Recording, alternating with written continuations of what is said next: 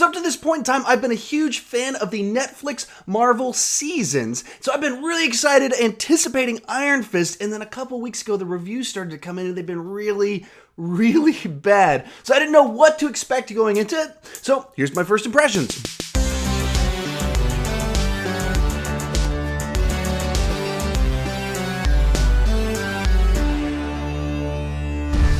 So going into this, I knew virtually nothing about Iron Fist. If you said, who is Iron Fist? I would say he's a Marvel comic book character, does martial artsy type stuff, wears like a green and yellow costume with like a mask that kind of has a tail thing on it, I think.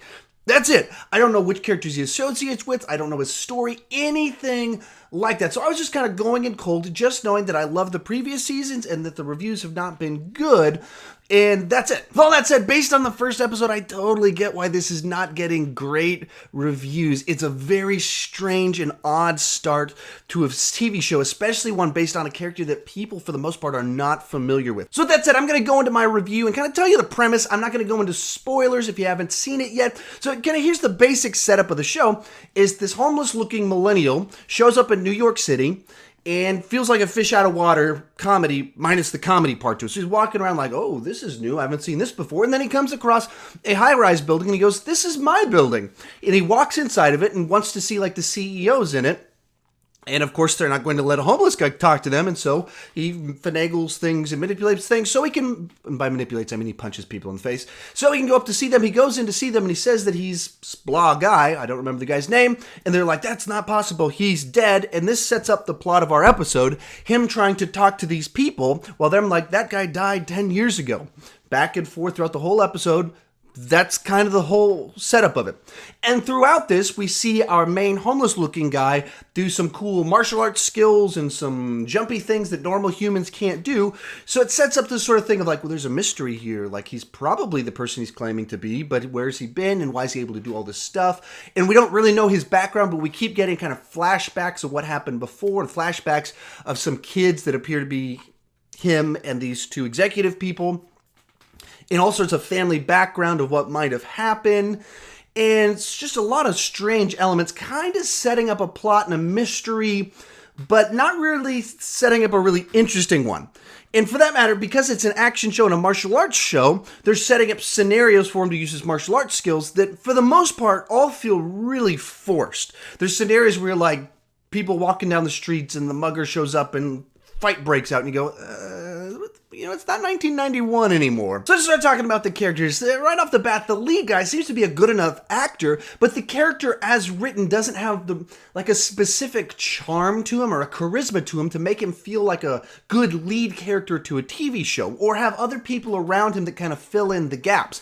So if you look at the other shows, right off the bat, kind of Matt Murdock has Foggy, and there's a great rapport between the two of them back and forth. Luke Cage is just so charismatic in the way he's charming with everyone, and so it kind of draws you. And Jessica Jones has a whole array of friends and characters around her that make them a pleasant team of people you want to be around, while she's kind of an off-putting person because of her personality. This one, he's, for lack of a better word, just kind of like this stoner dude walking around like, whoa, this wasn't here before. That's crazy, man. I just want to talk to you. I don't want to get in a fight, man. Wah! And then gets in a fight anyway. So that, very kind of strange. And then so we got our two executives that are a brother and a sister that are at the top of the high rise that we see throughout the episode.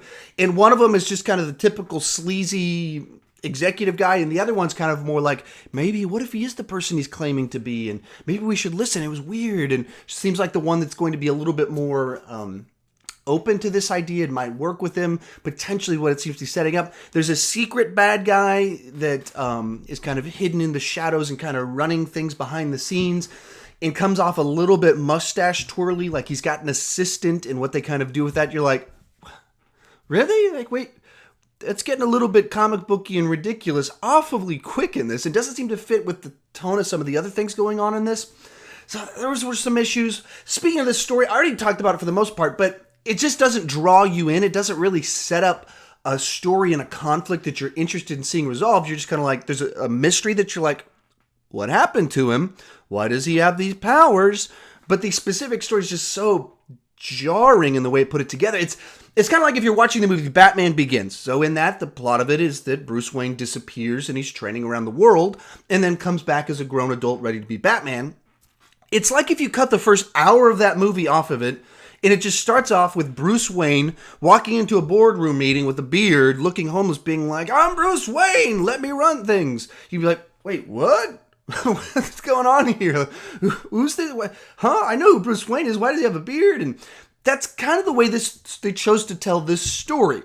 The order of it, the nature of it, is just so directly into this fish out of water minus the comedy routine that it's just kind of off-putting. There's nothing that we're latched onto. There's nothing grounding the story that we're telling. So it's just all about the mystery, and the mystery's not interesting enough to be compelling for us. Then moving on, there's some fights in this, and they feel pretty forced, but they're well choreographed. There's like some cool moves in there. So on the fight side to it, it's not anywhere near Daredevil level, but still pretty good.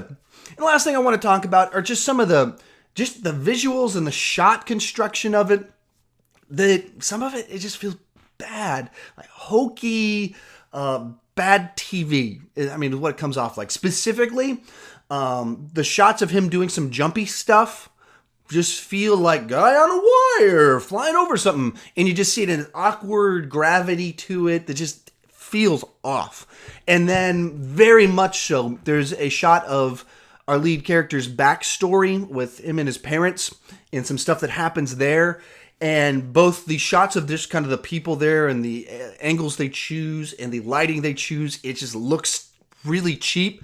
And then there's some effects in it with, I'll do this motion and you'll know what I mean when you see the episode. And it just looks bad. And it just looks like, why would you choose that way to show that thing happening? Because you're not representing yourself very well. Overall, to give my recommendation on this one, if you're a fan of the Marvel Netflix seasons, I recommend you check it out, but be really worried. Go into it with low expectations. But if you're a fan of the previous ones, for completion, just give it a shot. If you're not a fan of the Marvel Netflix stuff, just skip it. It is not going to be worth your time. It is not going to be the one that wins you over to the Marvel Netflix universe. So with all that said, how about you? Have you seen Iron Fist? Tell me what you thought in the comment section. I'd love to talk with you. Just see if anyone actually liked this, if it actually kind of worked for them. Because for me, I just saw it and I was like, each decision here just seems like such a miscalculation. Like you didn't get this one right, which is so frustrating given how good so much of their past stuff has been. So tell me what you thought in the comment section. I'm not quite sure how many of these I'm going to review. If I watch the whole season, I'll do certainly a season review. I don't think I'm going to do episode by episode, but you never know. All that's in the future, so we'll see what happens. Anyway, if you're new to my channel, please consider clicking that subscribe button. I like to talk about movies and TV, sometimes movie news. I did a really cool thing this past week. I did a movie trivia show with some of my fellow YouTube buddies. So if you're a big fan of the YouTube movie community, go ahead and check out this episode where it's a movie competition to decide who is the master of movie trivia. I didn't get to compete. I'm hoping that this is a big hit so I can do more episodes because I want to compete and prove that I am the master of movie trivia. With all that said, thank you guys so much for watching. Please consider clicking that subscribe button, and I will see you next time.